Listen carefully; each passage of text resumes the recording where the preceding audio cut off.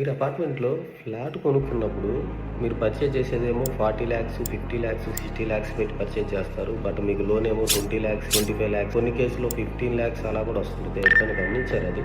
మీ house loan ఏం జరుగుతుందంటే, మీరు కన్స్ట్రక్షన్ చేసిన బిల్డప్ ఏరియా 1000 లేదా 1250 అంతా ఉంటుంది రిజిస్ట్రేషన్ డాక్యుమెంట్లో. బట్ మీకు పర్మిషన్లో వచ్చేసి ఏ 500 450 600 ఎస్ఎఫ్టీ ఉంటుంది.